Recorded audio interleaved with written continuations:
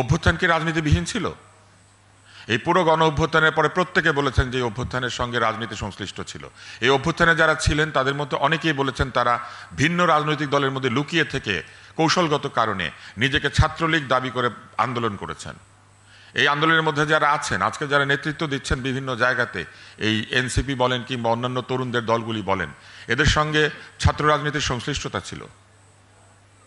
তাহলে এই একই পক্ষ বর্তমান থাকা অবস্থায় কি করে তারা বলেন যে কোথাও ছাত্র রাজনীতি থাকতে পারবে না অথবা রাজনীতি থাকতে পারবে না? রাজনীতির আদর্শ পরিবর্তিত হতে পারে, রাজনীতির যে কর্মকাণ্ড সেটি পরিবর্তিত হতে পারে, রাজনীতির সঙ্গে সংযুক্ত চাঁদাবাজি, হল দখল, গণরুমের সংস্কৃতি, ধমকাধমকি, মারপিট সেটা পরিবর্তিত হতে পারে, কিন্তু রাজনৈতিক কোনো কমিটি থাকতে পারবে না। যদি এইরকম দাবি দাওয়া উত্থাপিত হয় তবে সেইটাও ডাকসু নির্বাচনের পরে নির্বাচিত করে তারপরে নির্বাচিত লোকজনের বসে সিদ্ধান্ত নিতে হবে।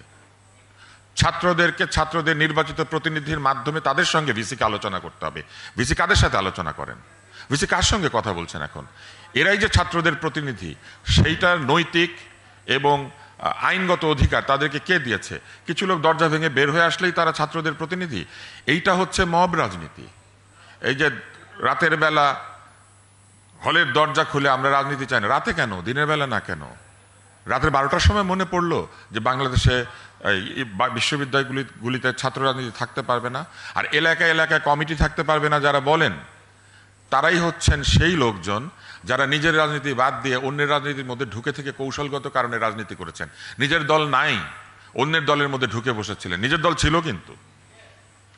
ফলে ছাত্র রাজনীতি যারা বাদ দেবেন বলেন, এলাকা এলাকা যারা কমিটি বাদ দেবেন বলেন, যারা যারা বলেন যে রাজনীতির দরকার নাই বাংলাদেশে, তারা মূলত একটি বিরাজনীতিকরণ প্রক্রিয়ার মাধ্যমে অরাজনৈতিক ব্যক্তিবর্গ, অনির্বাচিত ব্যক্তিবর্গ, যাদের পেছনে জনগণের সমর্থন নাই, এইরকম লোক দিয়ে দেশটাকে শাসন করতে চান। কে ভালো কে মন্দ এই সিদ্ধান্ত নিতে পারেন আল্লাহ তাআলা, আর নিতে পারে জনগণ ভোটের মাধ্যমে। আমি যাকে ভালো মনে করি সেই ভালো, সে যদি ভুল করে আমি তার ভুল ধরিয়ে দিব। আমি যাকে ভোট দিয়েছি সেই ভালো যতক্ষণ পর্যন্ত সে অন্যায় কাজ না করছে। আমি যাকে ভোট দিয়েছি সে যদি ভালো না হয় আমি তাকে ভোটের মাধ্যমে সরিয়ে দেব। এবং সে আমার কাছে যখন আসবে, হয় সে তার স্বতন্ত্র পরিচয় আসবে একা, অথবা তার রাজনৈতিক দল নিয়ে আসবে। ফলে রাজনীতি বিবর্জিত শিক্ষাঙ্গনের আসলে বাংলাদেশে এখনো কোনো বাস্তবতা নাই।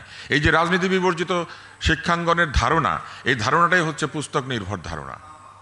বিদেশে হয়তো রাজনৈতিক দলের মাধ্যমে ছাত্ররা রাজনীতি করেন না, কিন্তু প্রত্যেকটি বিশ্ববিদ্যালয়ে সংসদ নির্বাচন হয়, ওইখানে স্টুডেন্টস ফ্র্যাটার্নিটি আছে, এবং সেইখানেও ভোটের মাধ্যমে নেতা নির্বাচিত করতে হয়। এমনকি ডিবেটিং ক্লাব থেকে শুরু করে অন্য যে ক্লাবগুলি আছে পৃথিবীর বিভিন্ন বিশ্ববিদ্যালয়ে, সেইখানে পর্যন্ত প্রতিনিয়ত নির্বাচন হয় নিয়ম অনুযায়ী, এবং নির্বাচনের মাধ্যমে ক্ষমতা বদল হয়। নির্বাচনবিহীন গণতন্ত্র না। এবং জুলাই ঘোষণাপত্রের মধ্যে যেখানে পরিষ্কার বলা হয়েছে 1/11 সরকার ছিল ষড়যন্ত্রমূলক, বলা হয়েছে ষড়যন্ত্রমূলকভাবে কারো হাতে ক্ষমতা বুঝিয়ে দেওয়া হয়েছে, বলা হয়েছে একাধিক নির্বাচন হয়েছে অবৈধ এবং অন্যায়, সেখানে নির্বাচনের অবৈধতাই যেখানে এত গুরুত্বপূর্ণ হয়েছে, সেইখানে নির্বাচনের চেয়ে সংস্কার গুরুত্বপূর্ণ।